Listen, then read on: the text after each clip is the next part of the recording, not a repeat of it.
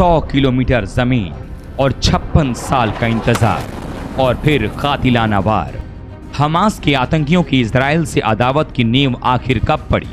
9 साल पहले आखिर ऐसा क्या हुआ था जिसकी वजह से हमास के आतंकियों के आका ने इजराइल पर हमले की ब्लूप्रिंट तैयार करनी शुरू कर दी? आखिर वो 2 शख्स कौन हैं जिन्होंने इजराइल पर हमले की पूरी प्लानिंग की थी? हमास और इजराइल संघर्ष में इनसाइड खबर की इस रिपोर्ट के बाद आपको कुछ भी जानने की जरूरत नहीं है।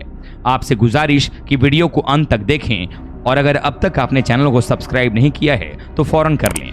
1973 के अरब इजराइल संघर्ष के बाद से इजरायली सुरक्षा में सबसे बड़ी सेंधमारी हुई है, जिसने इजराइल को युद्ध की घोषणा करने और गाजा पर जवाबी हमले शुरू करने के लिए मजबूर किया। हमास के इस ऑपरेशन को इतना गुप्त रखा गया था कि इजराइल के कट्टर दुश्मन ईरान को भी भनक तक नहीं लगी। आखिर कौन था इजराइल पर हमले का मास्टरमाइंड?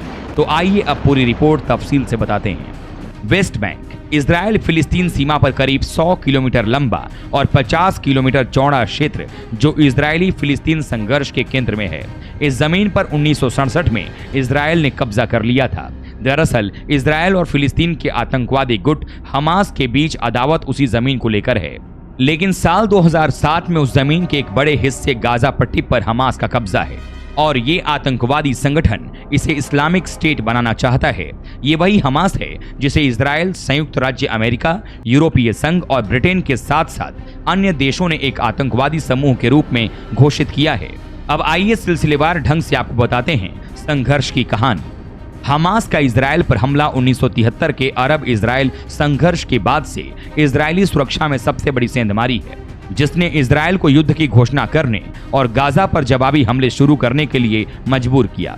हमास और इजराइल के संघर्ष की इनसाइड स्टोरी आपको बताएं, उससे पहले हम आपको उस मास्टरमाइंड का तारुफ करा देते हैं, क्योंकि उसके बिना ये कहानी आगे नहीं बढ़ेगी। जी हाँ, मोहम्मद दियाब इब्राहिम अल मर्सी उर्फ मोहम्मद जायफ, यही वो शख्स है जो हमास के आतंकियों का आका है। इजराइल इससे पहले 7 बार मोहम्मद जायफ की हत्या की कोशिश कर चुका है। 2014 में की गई एक कोशिश में जायफ की एक आंख खत्म हो गई थी। साथ ही उसकी पत्नी, 7 महीने के बेटे और 3 साल की बेटी इजरायली हवाई हमले में मारे गए थे। तो क्या जायफ ने अपनी पत्नी और बच्चों की मौत का बदला लेने के लिए इजराइल पर हमले की योजना बनाई? जायफ का जन्म 1965 में गाजा के खान यूनिस शरणार्थी कैंप में हुआ था। उसके बचपन का नाम मोहम्मद दियाब इब्राहिम अल मर्सी था। 1987 में शुरू हुए पहले इंतिफादा या फिलिस्तीन विद्रोह के दौरान हमास में शामिल होने के बाद उग्रवादी नेता को मोहम्मद जायफ के नाम से जाना जाने लगा। फिलहाल वो इजराइल की मोस्ट वांटेड लिस्ट में टॉप पर है। मई 2021 इजराइल ने रमजान के दौरान अल अक्सा मस्जिद पर हमला किया था। मस्जिद परिसर पर हमले के बाद इजराइल और हमास के बीच 11 दिनों तक संघर्ष चला। उसके बाद से ही मोहम्मद जायफ इजराइल पर हमले की प्लानिंग कर रहा था और 7 अक्टूबर को इजराइल पर हमला फिलिस्तीनी आतंकवादी मोहम्मद जायफ की प्लानिंग का अंजाम था। जायफ ने इजराइल के साथ संघर्ष को अल अक्सा फ्लड का नाम दिया है। तो क्या इजराइल पर हमास का हमला मस्जिद पर हमले का अंजाम था?